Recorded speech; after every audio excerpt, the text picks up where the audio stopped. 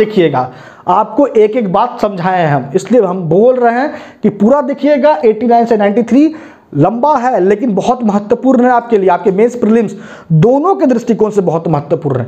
Board पे जो लिख रहे हैं बड़े ध्यान से उसको। हेलो एवरीवन, आज हम लोग बात करेंगे सिविल प्रोसीजर कोड के आगे के सेक्शंस पे, और आज हम लोग बात करने वाले जो सेक्शंस पे वो है सेक्शन 89 टू 93। जी हाँ, मतलब क्या कि हम लोगों ने 89 के पहले तक 88 तक 1 से लेके 88 तक ऑर्डर 21 के हर एक रूल्स को हम लोग ऑलरेडी डिस्कस्ड कर लिए हैं विद डिटेल्ड एक्सप्लेनेशन के साथ, विद रिलेवेंट केस लॉज। आपके प्री और मेंस के पॉइंट ऑफ व्यू से हमने आपको पढ़ाया है। अगर आपको नहीं समझ में आया है तो आप जरूर देखिए, क्लास मिस्ड हो गया है आपका तो जरूर देखिएगा। चैनल के प्लेलिस्ट में जाइए सिविल प्रोसीजर कोड के, और वहां पे आपको सब वीडियो मिल जाएगा। चैनल पे अगर आप नए हो तो जल्दी से चैनल को सब्सक्राइब कीजिए, नीचे देखिए सब्सक्राइब बटन होगा रेड कलर का, उस पर क्लिक कीजिए, चैनल को सब्सक्राइब कर लीजिए जल्दी से, बेल आइकन दबाइए, ऑल का नोटिफिकेशन कीजिए ताकि जब भी चैनल पे वीडियो अपलोड हो उसका नोटिफिकेशन सबसे पहले आपको मिले। किसी भी पर्सनल क्वारी के लिए मुझे आप इंस्टाग्राम पे डीएम कर दो, इंस्टाग्राम का लिंक आपको मिल जाएगा डिस्क्रिप्शन में। अगर आप अभी तक हमारे टेलीग्राम जुडिशियल ग्रुप से नहीं जुड़े हो तो जुड़ जाओ, टेलीग्राम जुडिशियल ग्रुप का भी लिंक मिल जाएगा आपको डिस्क्रिप्शन में। और सबसे इंपॉर्टेंट कि 5 लॉ पेपर जो कोर पेपर होता है, जो मेजर पेपर होता है, जैसे कॉन्स्टिट्यूशन, सीपीसी, सीआरपीसी, आईपीसी, तो एविडेंस एक्ट, ये जो 5 कोर पेपर है इसको हम कंटिन्यूसली बता रहे हैं। सीआरपीसी को और इंडियन एविडेंस एक्ट को अनअकैडमी पे पढ़ा रहे हैं। अनअकैडमी पे अभी तक फॉलो नहीं किए हो तो देखो, मेरे इस वीडियो के डिस्क्रिप्शन में भी हमारा अनअकैडमी का प्रोफाइल लिंक है, जो डेली क्लास होता है उसका लिंक आपको मिल जाएगा। आप उस लिंक पे क्लिक करके मेरे तक डायरेक्ट पहुंच सकते हो। लेकिन आपको फ्री क्लास एक्सेस तभी होगा जब आप कोड अप्लाई करोगे। कोड होगा law is life without any space. और हम लोग सीपीसी को, इंडियन पिनल कोड को, कॉन्स्टिट्यूशन को लगातार YouTube पे आके लाइव क्लास करके वीडियो लेक्चर्स के थ्रू आपको हम बता रहे हैं। तो लीगली अपडेट के लिए कि कब कौन क्लास होता है, आप हमारे डिस्क्रिप्शन में दिए गए व्हाट्सएप ग्रुप से जुड़ सकते हो, तो आपको हर एक अपडेट मिलता रहेगा। तो चलिए विदाउट वेस्टिंग टाइम शुरू करते हैं आज के सेशन को। सबसे पहले बात करेंगे सेक्शन 89 का। 89 देखने में जितना आसान लग रहा है लेकिन इसके अंदर भी बहुत सारे कोर पॉइंट्स हैं। वो क्या है वो आपको हम पहले बताते हैं। जब बात हम लोग 89 का करेंगे तो 89 क्या कहता है कि अगर मान लो पार्टी के बीच में डिस्प्यूट हुआ और वो पार्टी गया कोर्ट, दैट मीन्स कि प्लेंटिफ ने प्रेजेंट किया प्लेंट, और प्लेंट के आधार पर सूट इंस्टीट्यूट हुआ और डिफेंडेंट भी जब कोर्ट बुलाई तो अपेयर हो गया। अब प्लेंटिफ के प्लेंट को देखने के बाद, डिफेंडेंट के रिटन स्टेटमेंट को देखने के बाद कोर्ट को क्या अनुभव हो रहा है, that there is element for settlement. Settlement का एलिमेंट है, मतलब कि पार्टी के बीच में सेटलमेंट किया जा सकता है, ऐसा संभव है। तो क्या कोर्ट करेगा? उसके बाद कोर्ट क्या करेगा? फॉर्मुलेट करेगा ग्राउंड्स या रूल्स, कह सकते हो grounds for such settlement. Court rules regulation आप कह लो, या कह लो कि जिस ग्राउंड पे सेटलमेंट पॉसिबल है वो फॉर्मुलेट करेगी कोर्ट। उसके बाद जब फॉर्मूला बन जाएगा फॉर सेटलमेंट का कोर्ट के द्वारा, तो उसको सौंप देगी पार्टीज को कि पार्टी का क्या अपना विचार है, क्या ऑब्जर्वेशन है, वो कोर्ट तक वो पहुंचाए। पार्टी के विचारों को, दैट मीन्स ऑब्जर्वेशंस को रिसीव्ड करने के बाद, देखने समझने के बाद कोर्ट को अगर लगेगा कि नहीं वाकई में पार्टी भी चाहती है सेटलमेंट और सेटलमेंट ही सही रहेगा, तो कोर्ट फिर से रिफॉर्मुलेट करेगी ग्राउंड्स फॉर द सेटलमेंट या रूल्स फॉर द सेटलमेंट, और उसके बाद रेफर कर देगी पार्टी को उसके डिस्प्यूट्स के साथ। कहाँ से रेफर करेगी? तो आपको पता ही, आर्बिट्रेशन, कंसिलिएशन, मेडिएशन या लोक अदालत में। तो ये जो प्रोसीजर फॉलो होगा, इस प्रोसीजर के अकॉर्डिंग हम लोग डिस्प्यूट को रिजॉल्व आउट करते हैं आउटसाइड कोर्ट। तो यहाँ पे अगर आर्बिट्रेशन और कंसिलिएशन के लिए भी रेफर कर दी कोर्ट पार्टीज को, तो आपको पता ही है इसके लिए आपको ऑर्डर कौन सा देखना है। तो ऑर्डर 10 में एकदम पूरा बताया गया कि कब किस पोजीशन में कोर्ट जो है पार्टी को रेफर करती है फॉर आर्बिट्रेशन, कंसिलिएशन या फिर फॉर मीडिएशन या फिर लोक अदालत में जाती है ना। तो इसके लिए इसके साथ क्या देखना है आपको, इसके साथ आपको देखना है ऑर्डर 10। ऑर्डर 10 आप देखिएगा, ऑर्डर 10 का रूल भी बता देते हैं। चलो, रूल 1A to 1C जरूर देखिएगा, आपको अच्छे से और समझ में आएगा। रूल 1A to 1C देखिएगा ऑर्डर 10 का। तो अगर आर्बिट्रेशन और कंसिलिएशन में पार्टी को भेज दिया गया है for resolving out the dispute, तो यहाँ पे वो जो डिस्प्यूट रिजॉल्व होगा according to the provisions of Arbitration and Conciliation Act 1996 के अकॉर्डिंग। और अगर बात मीडिएशन में गया है, दैट मीडिएशन का मतलब होता है कॉम्प्रोमाइज, तो फिर कोर्ट जो प्रोसीजर फॉलो करेगा आपको पता होना चाहिए, वो ऑर्डर 23 का फॉलो करेगा। और उसके बाद अगर लोक अदालत भेजा है तो लोक अदालत में आपको पता है कौन से एक्ट का प्रोविजंस को फॉलो किया जाएगा, लीगल सर्विस अथॉरिटी एक्ट का प्रोविजंस को फॉलो करने के अकॉर्डिंग करके ही सॉल्व किया जाएगा लोक अदालत में उस डिस्प्यूट्स को। अब सबसे इंपॉर्टेंट बात ये तो समझ में आ गया कि जब रिफॉर्मुलेट होगा ग्राउंड्स फॉर द सेटलमेंट, उसके बाद यहाँ पे भेजेगा पार्टी को कोर्ट। अब सबसे महत्वपूर्ण क्या है कि ये जो सेक्शन 89 है ना, इसको रिपील्ड कर दिया गया था by the amendment act 1940। Amendment act 1940 के अकॉर्डिंग इसको रिपील्ड कर दिया गया था, लेकिन ये फिर से अस्तित्व में आ गया, सिविल प्रोसीजर कोड में आ गया बाय द अमेंडमेंट एक्ट 1999। जो इंपॉर्टेंट पॉइंट है प्रीलिम्स के रिस्पेक्ट में वो आपको बता रहे हैं, कुछ नहीं छोड़ रहे हैं। 1999 में आया, फिर से ये अस्तित्व में आ गया सिविल प्रोसीजर कोड में। अब देखो सबसे महत्वपूर्ण क्या है कि 1999 का जो संशोधन हुआ था वो लॉ कमीशन का किस रिपोर्ट के अकॉर्डिंग हुआ था, तो वो था 129th रिपोर्ट। 129th रिपोर्ट था वो। और ये जो रिपोर्ट तैयार किया गया था इसमें किस कमेटी का सुझाव लिया गया था, वो था जस्टिस मालीमत कमेटी। याद रखिएगा सब, मालीमत कमेटी, ये सब याद रखिएगा, ये सब का प्री के पॉइंट से बहुत इंपॉर्टेंट है। तो 89 से आपको इतना बात को याद रखना होगा।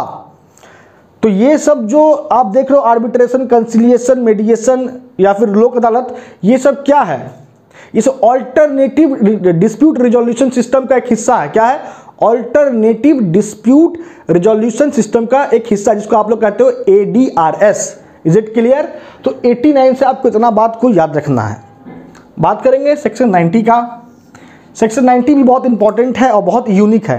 कहता है power to state case for opinion of the court. देखो, जब भी दो पार्टी के बीच में डिस्प्यूट अराइज होता है तो क्या होता है, एक पार्टी कोर्ट जाता है क्लेम करने के लिए अपना रिलीफ, अपना राइट्स, है ना। लेकिन यहाँ पे क्या कहता है कि power to state case for the opinion of the court. यहाँ पे क्या हो रहा है, देखो यहाँ अच्छे से समझो बात को, दिखने में छोटा लग रहा है लेकिन है बहुत इंपॉर्टेंट। है क्या मैटर इसमें, ये बताते हैं आपको, समझिएगा कि A है और B है। जनरली मानो कि अगर A और B के बीच में डिस्प्यूट अराइज हो जाता और ये इसका राइट इन्फ्रिंज हो रहा है, तो ये क्या करता, सूट इंस्टीट्यूट करता, प्लेंट को प्रेजेंट करता। लेकिन डिस्प्यूट है दोनों के बीच में। अब दोनों क्या चाहता है कि जो भी डिस्प्यूट है A और B चाहता आपस में सॉल्व आउट कर लेना, लेकिन वो ADRS का भी ऑप्शन को ऑप्ट नहीं करना चाहता है। तो अब यहाँ A और B क्या किया, एग्रीमेंट बनाया।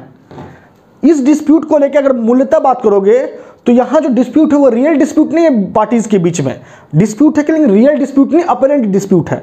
इसका मतलब क्या हुआ कि जो भी डिस्प्यूट है पार्टीज के बीच में, वो क्या किया, A और B एक एग्रीमेंट कर लिया।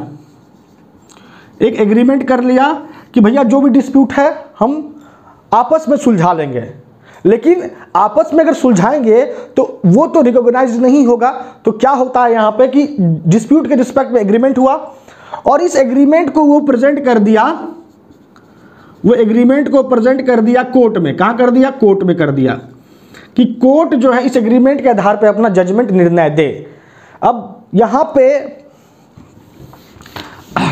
वो पार्टी जो था एग्रीमेंट करने के बाद कोर्ट में क्यों प्रेजेंट किया कि कोर्ट जो अपना डिसीजन दे, कोर्ट का क्या ओपिनियन है वो भी ये भी चाहता है पार्टी। क्या चाहता है पार्टी कि कोर्ट का क्या ओपिनियन है वो चाहता है, दैट्स व्हाई, है ना।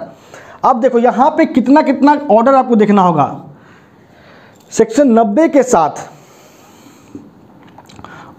ऑर्डर 36 को आपको पढ़ना है, स्पेशल केसेस, ये प्रोविजन फॉलो होता है। और सबसे इंपॉर्टेंट है ऑर्डर 40, जरूर देखिएगा। ऑर्डर 40 का आई थिंक रूल 6 एंड 7 होगा, ठीक है। रूल जरूर आप चेक कर लीजिएगा, रूल 6 एंड 7, ये ऑर्डर्स को भी पढ़ना पड़ता है। तो मूलतः क्या होता है कि जो डिस्प्यूट होता है पार्टीज के बीच में, उसके अकॉर्डिंग पार्टी एग्रीमेंट करता है और एग्रीमेंट को कोर्ट को सौंपता है कि कोर्ट का क्या ओपिनियन है। कोर्ट का जो निर्णय होगा हम उसको मानने के लिए तैयार है। कोर्ट भी एग्रीमेंट को देखती है और ये पता पहले करती है कि एग्रीमेंट जो है वैलिडली इंटर्ड इनटू हुआ है कि नहीं हुआ है पार्टी के थ्रू। क्या कोई फोर्सडली किसी को मजबूर किया गया एग्रीमेंट के लिए, ऐसा तो नहीं है। अगर कोर्ट को लगता है नहीं पार्टी गुड फेथ में एग्रीमेंट किया है डिस्प्यूट को रिजॉल्व करने के लिए, तो फिर कोर्ट क्या करती है, उस एग्रीमेंट के आधार पर अपना जजमेंट पास करती है और जजमेंट के अकॉर्डिंग डिक्री फॉलो हो जाता है। Is it clear? तो अब देख लीजिएगा इसको। तो ये 89 और 90। अब जो सेक्शन हम लोग बात करेंगे ना, 91, 92, 93, ये तीनों को एक साथ पढ़ा जाता है और ये तीनों बहुत इंपॉर्टेंट है मेंस के दृष्टिकोण से भी। मेंस प्री के दृष्टिकोण से तो है ही, मेंस के दृष्टिकोण से भी बहुत महत्वपूर्ण है। तो आइए चलिए देखते हैं क्या है सेक्शन 91। बात करते हैं आप सेक्शन 91 का। 91 बहुत महत्वपूर्ण, बड़े ध्यान से समझिए। पहले ऑब्जेक्ट को समझिए, सेक्शन 91 कहता क्या है। कहता है public nuisance and other wrongful act likely to affect या affecting public, means to say कि अगर मान लो कि पब्लिक न्यूसेंस हो रहा है या कोई ऐसा रॉन्गफुल एक्ट हो रहा है जिससे पब्लिक प्रभावित हो रही है और हमको उस पब्लिक न्यूसेंस को या रॉन्गफुल एक्ट को रोकना है, तो क्या करेंगे, मेरे पास क्या रेमेडी है। और तब जाके आता है सेक्शन 91 अस्तित्व में। सेक्शन 91 का सब सेक्शन 1 कहता है कि ऐसे पब्लिक न्यूसेंस को रोकने के लिए, ऐसे रॉन्गफुल एक्ट को रोकने के लिए, चाहे वो इसके रिस्पेक्ट में हम डिक्लेरेशन का सूट इंस्टीट्यूट कर सकते हैं या फिर अबेटमेंट का या रिमूवल का या इंजंक्शन का, जो भी मीन हो, रोकना है हमको पब्लिक न्यूसेंस या रॉन्गफुल एक्ट को जिससे पब्लिक इफेक्ट हो रहा है। तो इस रिस्पेक्ट में जो भी हम मेजर्स ऑप्ट कर रहे हैं उसके रिस्पेक्ट में जो सूट इंस्टीट्यूट होगा वो कौन कर सकता है। तो 91 सब सेक्शन 1 कहता है कि पहला नंबर बात कि एडवोकेट जनरल कर सकता है, एडवोकेट जनरल कर सकते हैं। और उसके बाद कहता है कि 2 या 2 से अधिक व्यक्ति भी कर सकता है suit institute with leave of the court. और इस बात से कोई फर्क नहीं पड़ता है कि उन 2 या 2 से अधिक व्यक्तियों को पब्लिक न्यूसेंस से कोई स्पेशल डैमेज हुआ है कि नहीं, इस बात से कोई फर्क नहीं पड़ता है। Is it clear? तो ये हो गया सब सेक्शन 1। तो उसी तरीके से हमको सब सेक्शन 2 को भी समझना है, क्योंकि कुछ छोड़ना तो नहीं है ना, कुछ भी नहीं छूटेगा। बने रहिए लेक्चर सीरीज के साथ। 91 सब सेक्शन 2 कहता है क्या कि देखो, सब सेक्शन 2 कहता है कि एक इंडिविजुअल पर्सन, एक सिंगल पर्सन भी सूट इंस्टीट्यूट कर सकता है। जी हाँ, एक सिंगल इंडिविजुअल पर्सन भी सूट इंस्टीट्यूट कर सकता है पब्लिक न्यूसेंस के अगेंस्ट। कंडीशन यही है कि उस प्राइवेट इंडिविजुअल पर्सन को स्पेशल डैमेज होना चाहिए। स्पेशल डैमेज का मतलब क्या होता है कि मान लो आपको समझाएं थोड़ा सा कि एक रोड है ना, ये पब्लिक रोड है। अब पब्लिक रोड पे कोई गड्ढा कर दे, पब्लिक रोड पे कोई गड्ढा कर दे, तो यहाँ पे मान लो कि ए है, बी है, सी है, डी है, ई है, ये सभी व्यक्ति हैं और एक व्यक्ति और है एफ। तो अब देखो, जो गड्ढा हुआ पब्लिक रोड में, जो गड्ढा किया गया, दैट इज पब्लिक न्यूसेंस। जो भी किया वो अलग बात है, लेकिन पब्लिक न्यूसेंस हो ना। आपको जो समझाना चाह रहे हैं स्पेशल डैमेज क्या होता है। स्पेशल डैमेज का मतलब होता है कि इन लोगों को जितना डैमेज हुआ था इस पब्लिक न्यूसेंस से, उससे कई गुना, उससे अधिक डैमेज इसको हुआ, दैट इज स्पेशल डैमेज। इस एफ को हो गया, इस एफ को हो गया, तो ये हो गया स्पेशल डैमेज। तो अगर मान लो कोई स्पेशल डैमेज जो किसी को नहीं हुआ, सिर्फ इसको हुआ है इस पब्लिक न्यूसेंस से, तो ये इंडिविजुअल पर्सन भी सूट इंस्टीट्यूट कर सकता है under section 91 for the removal, abatement, injunction, declaration with respect to the public nuisance या रॉन्गफुल एक्ट जो इफेक्ट कर रहा है पब्लिक को। यही कंसेप्ट को समझना बहुत जरूरी होता है बाबू। तो ये तो हो गया प्रोविजन क्या कहता है, ये आपको समझा दिए। बात आता है डेफिनेशन का कि पब्लिक न्यूसेंस का मतलब क्या। और आपसे हम पूछे कि पब्लिक न्यूसेंस को डिफाइन कहाँ कहाँ गया है, तो बोलो कहाँ कहाँ किया गया, मतलब इसका मीन्स टू से कि किस किस एक्ट के अकॉर्डिंग डिफाइंड है पब्लिक न्यूसेंस। तो जनरली सबको पता है कि 268 of the Indian Penal Code. Absolutely you are right, लेकिन और कोई एक्ट जहाँ पर डिफाइन किया गया है, तो एक और एक्ट है जो है जनरल क्लाउज एक्ट। क्या है? जनरल क्लाउज एक्ट 1897 का। इसके सेक्शन 3 सब सेक्शन 48 में डिफाइन किया गया है। वही डेफिनेशन है जो सेक्शन 268 में पब्लिक न्यूसेंस का है, आईपीसी का। Is it clear? तो कोई भी इंजुरी एनॉयंस जिससे पब्लिक प्रभावित हो रही है तो वो पब्लिक न्यूसेंस माना जाता है। Is it clear? तो पब्लिक न्यूसेंस का डेफिनेशन भी आपको समझ में आ गया है, होप अच्छे से। अब यहाँ एक बात याद रखिएगा कि अगर किसी एक्ट से, जी हाँ, एक बात याद रखिएगा कि अगर किसी एक्ट से पब्लिक न्यूसेंस हो रहा है तो एक्ट करने वाला ये नहीं कह सकता है कि उस एक्ट से कोई एडवांटेज भी मिल रहा है। इस बात का कोई एक्सक्यूज नहीं मिलेगा उस व्यक्ति को जिसके एक्ट से पब्लिक न्यूसेंस हो रहा है। अब पब्लिक न्यूसेंस हो रहा है ना जी, हो गया। अब आप कहोगे कि एडवांटेज के लिए किया गया था पब्लिक के, तो ये नहीं माना जाएगा, ये नहीं सुना जाएगा, कोर्ट नहीं सुनेगी आपको। ये हो गया प्रोविजन, डेफिनेशन कि कहाँ कहाँ डिफाइन किया गया, किस तरीके से डिफाइन किया गया। अब बात करते हैं रेमेडीज का कि क्या क्या रेमेडीज है आपके पास पब्लिक न्यूसेंस को लेके।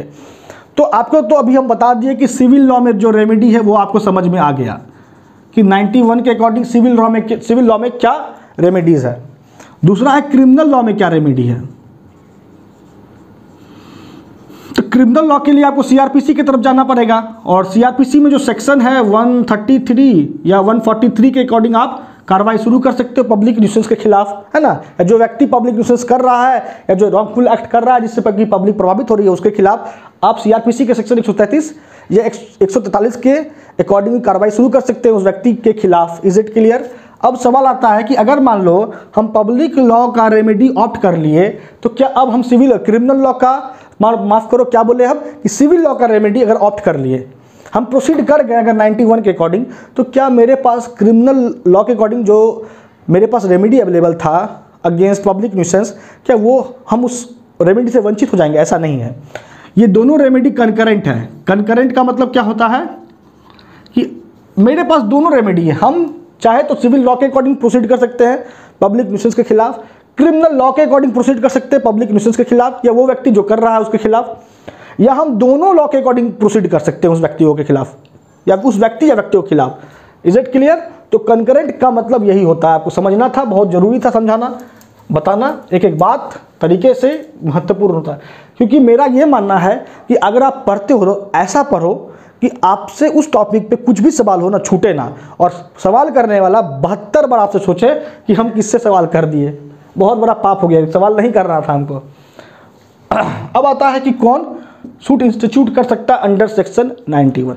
इसको देखना है 1976 के पहले और 1976 के बाद के पर्सपेक्टिव से कि कौन कौन सूट इंस्टीट्यूट करेगा, और साथ ही साथ 93 को भी देख लेना खटाक से। तो मतलब क्या हुआ कि यहाँ 93 भी पढ़ लेंगे। हु में सू के जो बात उठा है कि कौन सूट इंस्टीट्यूट कर सकता है, इसमें 93 को भी हम लोग देख लेंगे थोड़ा सा। तो सबसे पहले बात करते हैं 1976 के पहले का।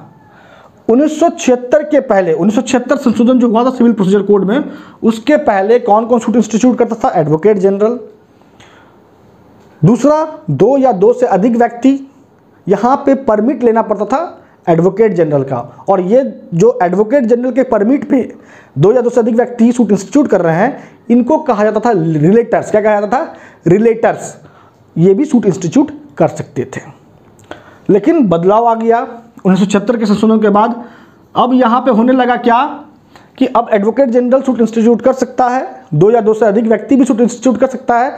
बदलाव बस इतना आ गया कि पहले एडवोकेट जनरल का परमिशन लेना पड़ता था, अब कोर्ट का परमिशन लेना पड़ेगा उन 2 या 2 से अधिक व्यक्तियों को जो सूट इंस्टीट्यूट कर रहा है। और ये 2 या 2 से अधिक व्यक्तियों को स्पेशल डैमेज हुआ है कि नहीं हुआ, इस बात से कोई फर्क नहीं पड़ता है। 93 को भी देख लेते हैं। 93 क्या करता है कि 93 कहता है कि जो सूट इंस्टीट्यूट किया जा रहा है सेक्शन 91 और 92 के अकॉर्डिंग, उस सूट को एडवोकेट जनरल के अलावा वो कलेक्टर या वो ऑफिसर, सबऑर्डिनेट ऑफिसर जिसको स्टेट गवर्नमेंट नियुक्त करेगा, वो भी सूट इंस्टीट्यूट कर सकता है अंडर सेक्शन 91 या 92। तो समझ में आ गया कौन कौन सूट इंस्टीट्यूट कर सकता हूं मैं सू। Is it clear? अब आता है कुछ केस लॉ को भी देखना है ना। केस लॉ, एक सिक्किम हाई कोर्ट का केस लॉ है, सिक्किम हाई कोर्ट का। कौन से हाईकोर्ट का केस है? सिक्किम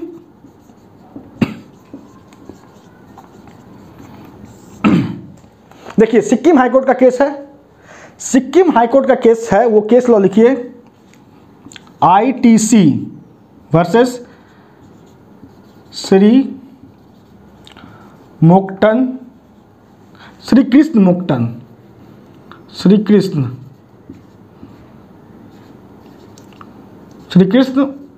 मोक्टन, ये केस है पूरा।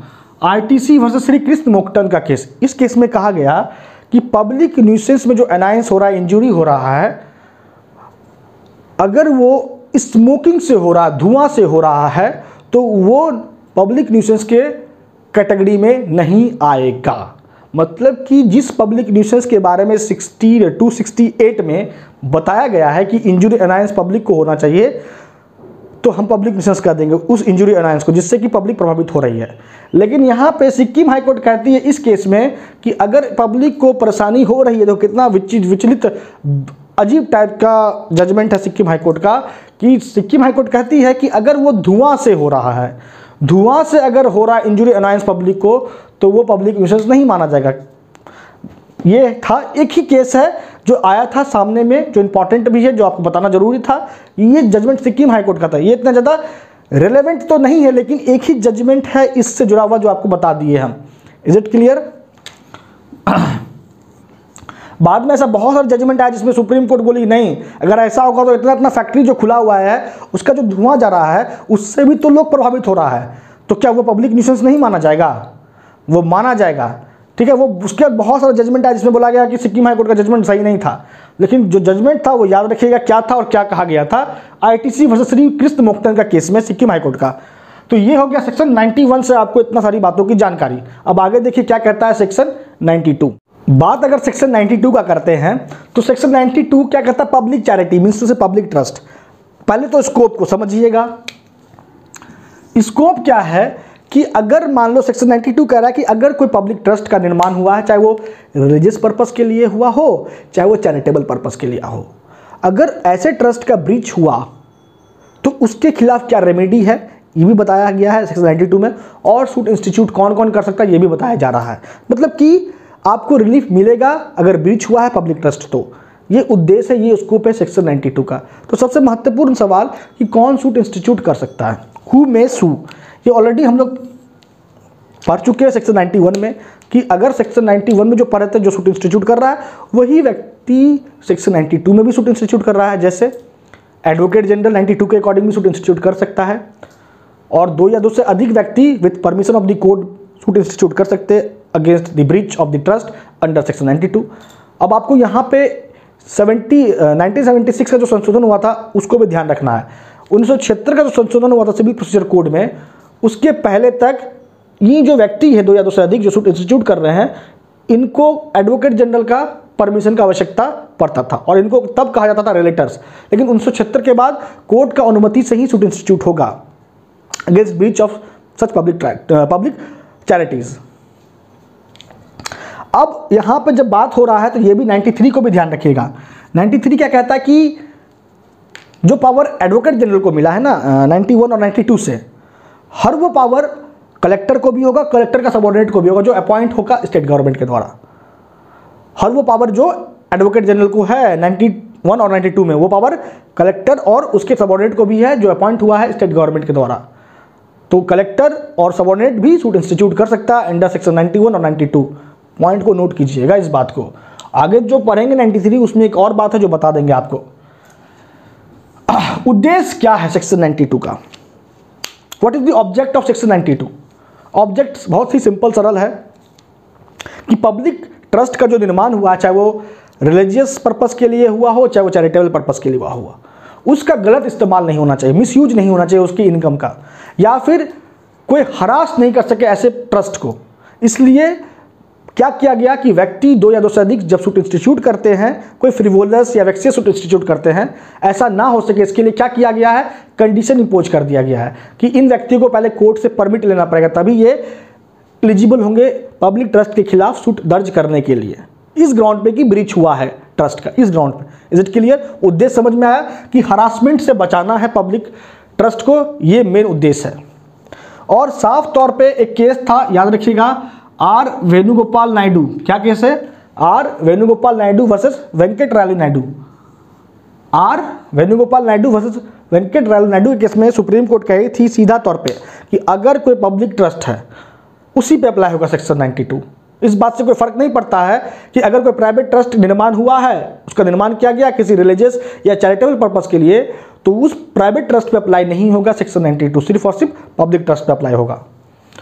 अब आता है तीसरा नंबर पॉइंट कि सेक्शन 92 का जो ऑब्जेक्ट है वो पूरा हो, इसके लिए किन किन शर्तों को फुलफिल करना होगा। What is the condition for the applicability of section 92? तो पहला है there must be existence of public trust whether it is for religious or charitable purpose. Second, there must be breach of such trust. Or third, there must be urgency of the order of the court with respect to the administration of such trust, है ना। Public trust का अस्तित्व में होना अनिवार्य है, चाहे वो रिलीजियस पर्पस के लिए हो या चैरिटेबल पर्पस के लिए हो। दूसरा कि पब्लिक ट्रस्ट का ब्रीच हुआ है, और तीसरा कि कोर्ट का अनुमति का बहुत ही आवश्यकता है अब ट्रस्ट के संचालन में। और चौथा, there must be a suit instituted against the breach and that suit must be in the nature of representative. जो सूट इंस्टीट्यूट हुआ है वो रिप्रेजेंटेटिव इन नेचर का होना चाहिए। दैट मीन्स कि अगर उस सूट पे कोई रिलीफ अगर देती है कोर्ट तो उससे पूरे पब्लिक का भला होगा। ये हो गया condition for the application of section 92। याद रखिए इस बात को, लिखना बहुत जरूरी है मेंस के पर्सपेक्टिव से, कुछ नहीं छोड़ेंगे आप लोगों के लिए। अब आता है कि किस पे सूट इंस्टीट्यूट हो सकता है, हु में बी सूट, कौन सूट इंस्टीट्यूट कर सकता है, ये तो समझ में आ गया। किसके खिलाफ होगा? तो जनरली आप समझते हो कि ट्रस्टी के खिलाफ होगा, और ट्रस्टी के अलावे जिस व्यक्ति के पोजीशन में है ट्रस्ट प्रॉपर्टी उसके खिलाफ, जो व्यक्ति ट्रस्टी की अनुमति पे संचालित कर रहा था ट्रस्ट को उसके खिलाफ भी होगा सूट इंस्टीट्यूट, है ना। तो ये सभी के खिलाफ सूट इंस्टीट्यूट होगा। अब आता है नेक्स्ट पॉइंट, नोटिस। क्या सूट दर्ज करने के पहले, सूट इंस्टीट्यूट करने के पहले अंडर सेक्शन 92 प्लेंटिफ को नोटिस देना जरूरी है डिफेंडेंट को? तो सुप्रीम कोर्ट कहती है कि as a rule of caution, सावधानी के दृष्टिकोण से सुप्रीम कोर्ट को यह लगता है कि प्लेंटिफ को नोटिस देना होगा डिफेंडेंट को सूट दर्ज करने से पहले। वो केस क्या था सुप्रीम कोर्ट जिसमें ये कह रही थी? वो था R.M. Narayan Chettiar, please write down, listen carefully, R.M. Narayan Chettiar versus N Lakshman Chettiar का केस। क्या था? R.M. Narayan Chettiar versus N Lakshman Chettiar का केस था, जिसमें यह बात सुप्रीम कोर्ट कह रही है as a rule of caution plaintiff has to give notice to the defendant before instituting suit under section 92। अब आता है नेक्स्ट पॉइंट कि क्या क्या रिलीफ प्रोवाइडेड है, क्या क्या रिलीफ मिल सकता है अंडर सेक्शन 92। तो आपको बता ही कि जिस ट्रस्टी ने ब्रीच किया है पब्लिक ट्रस्ट को उसको हटाया जाए, नया ट्रस्टी को अपॉइंट किया जाए, और जो प्रॉपर्टी पोजीशन में था प्रीवियसली अपॉइंटेड ट्रस्टी के जिसने ब्रीच किया था उसके पोजीशन में जो प्रॉपर्टी है ट्रस्ट का उससे ले लिया जाए, उस प्रॉपर्टी को जो नया अपॉइंट हुआ ट्रस्टी उसको सौंप दिया जाए, पहले जो अपॉइंटेड ट्रस्टी थे उससे पूरा ब्यौरा लिया जाए, हिसाब किताब लिया जाए ट्रस्ट का, है ना। और कोई भी रिलीफ जो कोर्ट को उचित लगेगा वो भी कोर्ट दे सकती है, ये भी कोर्ट पे छोड़ दिया गया। कितना अच्छा काम किया गया है ना। अब आता है next point, what is the basic difference between public trust and private trust. Public trust और प्राइवेट ट्रस्ट के बीच में क्या फर्क है? क्या आप बता सकते हैं कि क्या फर्क होता है? आप बोलोगे कि पब्लिक ट्रस्ट में जो ट्रस्ट का निर्माण हुआ वो पब्लिक के लिए होता है, और प्राइवेट ट्रस्ट में जो ट्रस्ट का निर्माण हुआ वो प्राइवेट पर्सन्स के लिए होता है, चाहे वो एक हो दो हो, है ना। लेकिन एक सबसे बहुत महत्वपूर्ण अंतर जो आपको याद रखना वो है ascertainment of beneficiaries. Means to say एक इंपॉर्टेंट केस था सुप्रीम कोर्ट का जिसमें सुप्रीम कोर्ट बताई थी अच्छे से कि क्या अंतर है पब्लिक ट्रस्ट और प्राइवेट ट्रस्ट के केस में। वो केस क्या है पहले लिख लीजिए, Devaki Nandan versus Muralidhar. Please listen carefully, Devaki Nandan versus Muralidhar का केस। क्या है? देवकी नंदन वर्सेस मुरलीधर का केस, जिसमें सुप्रीम कोर्ट बताई कि in case of public trust you can ascertain, माफ करो, you can not ascertain the beneficiaries. Public trust के केस में आप बेनिफिशरी का पता नहीं लगा सकते कि कौन कौन है beneficiary, but in case of private trust you can ascertain the beneficiaries. Private trust के केस में बेनिफिशियरी दैट मीन्स टू से लाभार्थी कौन कौन है ये आप पता कर सकते हो, एसर्टेन कर सकते हो। ये बेसिक डिफरेंस है जो सुप्रीम कोर्ट बताई थी इस केस में, Devaki Nandan versus Muralidhar.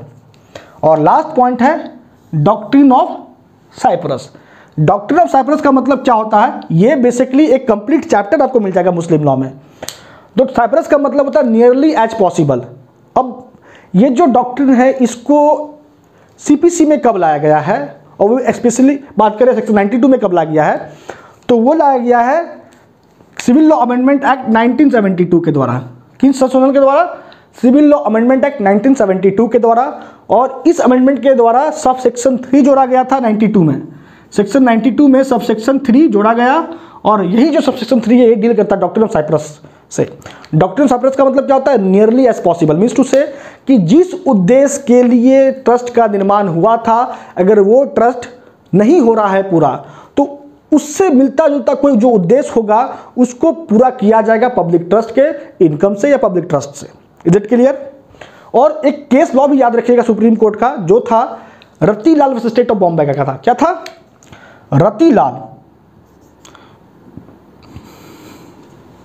Ratilal versus State of Bombay. यहां पे लिखा हुआ है, देख लीजिएगा, Ratilal versus State of Bombay. Ratilal versus State of Bombay के केस में सुप्रीम कोर्ट बताई थी what is the effect, what is the impact of doctrine of cy-pres. बस इतना ही याद रखिए, यही जरूरी है कि क्या प्रभाव है सेक्शन 92 सब सेक्शन 3 का या डॉक्ट्रिन ऑफ साइप्रस का with respect to public charity. यही बात सुप्रीम कोर्ट समझाई थी Ratilal versus State of Bombay. कितना केस लॉ हो गया, तो ये हो गया सेक्शन 92 आपका। चलिए थोड़ा सा बता देते हैं 93 भी जल्दी से, फटाफट, छूटना नहीं चाहिए कुछ। एज ए ऑलरेडी मेंशन, जैसा कि मैंने पहले भी बताया है, 93 कहता है कि जो पावर, बड़े ध्यान सुन लीजिए, बहुत इजी है, जो पावर एडवोकेट जनरल को मिला है 91 और 92 में, वही पावर कलेक्टर को भी होगा और कलेक्टर का जो सबऑर्डिनेट है उसको भी होगा, जिस सबऑर्डिनेट को अपॉइंट करेगी state government. Is it clear? तो एडवोकेट जनरल को क्या क्या पावर है, जो पावर 91 92 में with respect to instituting suit, वो पावर कलेक्टर को भी होगा, है ना, और उसकी सबऑर्डिनेट को भी होगा। लेकिन अब यहाँ एक बात आपको याद क्या रखना है कि कलेक्टर अपना पावर किसी थर्ड पर्सन को, किसी तीसरे को डेलीगेट नहीं कर सकता है, ये याद रखिएगा। तो ये था आपका पूरा का पूरा आज का होल टॉपिक 89 से लेके 93 तक। आई थिंक ये लंबा जरूर हो गया है, ये लेक्चर सीरीज आज का भी लंबा जरूर हो गया होगा, लेंदी जरूर हो गया होगा, लेकिन बहुत बेनिफिशियल है आपके लिए।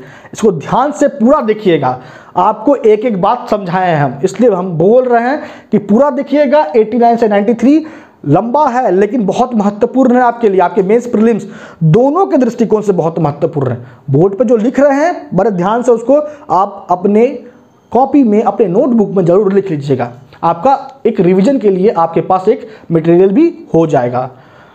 और अगर अभी तक मुझे अनअकैडमी पे फॉलो नहीं किए हो तो जल्दी से कर लो अनअकैडमी पे फॉलो, लिंक आपको मिल जाएगा डिस्क्रिप्शन में। कोई क्वेरी है मुझे डायरेक्ट डीएम करो मेरे व्हाट्सएप नंबर पे, या मुझे इंस्टाग्राम पे डीएम कर दो। लेक्चर कैसा लगा मुझे कमेंट करके जरूर बताना और अपने फ्रेंड्स के साथ जरूर शेयर करना। Thank you so much.